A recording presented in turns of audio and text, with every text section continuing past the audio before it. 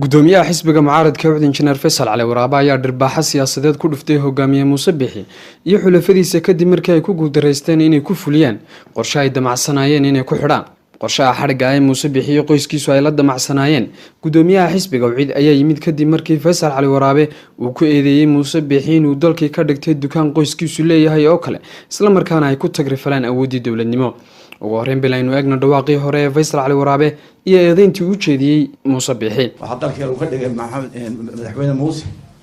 dukaan uu lahaa oo xaq dara kaga maqnaa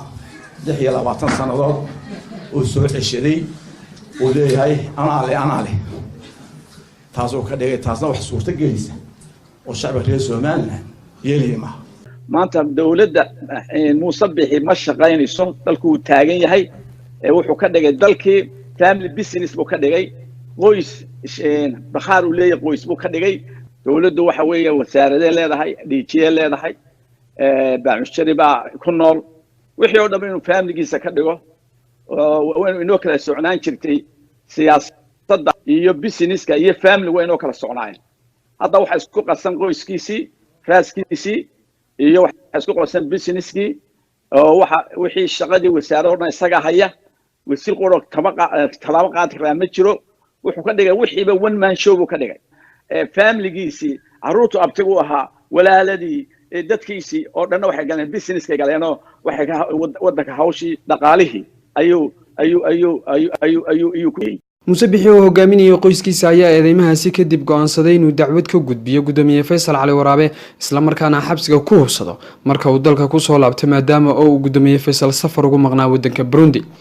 qorshahaasi ay gaadheen Muuse Bixi iyo qoyskiisa uu hogaaminaya ayaa keenay in gudoomiye Faysal ay si weyn ugu hiiliyaan shacabka Soomaaliland isla markaana ay ku hor yimaadaan dacwadda ay qorsheeyeen qoyska madaxweynuhu muddo dacwadaasi qorshaheedu socday kadib gudoomiye Faysal Cali Waraabe ayaa dalka dib ugu soo laabtay isagoo soo dhaweyn aan hore loo arag oo u muuqatay hiil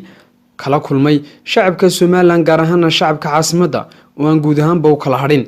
Faysal Cali Waraabe ayaa markii ay soo dhaweeyeen shacabka Soomaaliland kadib waxa uu warbaahinta ka sheegay eedeymo culus iyo hanjabaado uu ku ganay hogaamiye Muuse Bixi sidoo kale qoyskiisa uu horkacayo labadan sano ay nimanka soo dhaafnayna gadaal baynu soconnaa waa inaan isku sheegnaa runta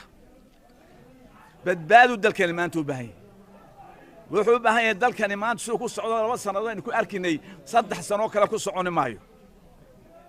inagoo cidno inoo gudaheena ku dumina waxaad ku soo darsantay caga jugleyn iyo hanjabaad iyo baarlamaankii iyo sharcigii jurusharigii iyo executive mid noqday hal mid noqday wada lahaanshihii gees ku raran oo beelihii kale ay dibadda ka taagan yihiin lama arag dal la wada leeyahay oo qowmiyad quriga ama qabiil quriga wada qaato 4 rukun oo waaweynaa maxkamadii oo jurusharigii iyo executive-kii haga lagu arkay si kastaba haatee taageerada ay shacabka Soomaaliland gaar ahaan shacabka caasimaddu ay la garab istaageen Faysal Cali Waraabe ayaa muujinaysa inaanay jirin wax taageero ah oo uu taliska Muuse Bixi ee cadaalad darrada iyo caburinta ku caanbaxay uu ka haysto guud ahaanba shacabka dhinaca kale waxay su'aale ka taagan tahay in gudoomiye Faysal Cali Waraabe uu ku sii adkaysan doono mucaaradnimada adag ee uu ku wajahayo Muuse Bixi iyo taliskiisa iyo sidoo kale inuu dib ula safan doono sidii caadada u ahayd isla markaana uu la soo baxo isbedbedelkiisii waxa kale oo shacabka Soomaaliland xujo ku noqonaysa inay sii wadi doonaan kacdoonka isa soo taraya ay kaga soo horjeedaan Muuse Bixi iyo dawladdiisa oo aanay mahadin isla markaana mugdiga gelisay mustaqbalkoodii mise shacabka Soomaaliland waxay noqon doonaan kuwa lagu kala qaybiyay qabyaaladii lagu googan jiray isla markaana dugsada dhibaatooyinka kaga imanaya hogaaminta Muuse Bixi ee rajo tirtay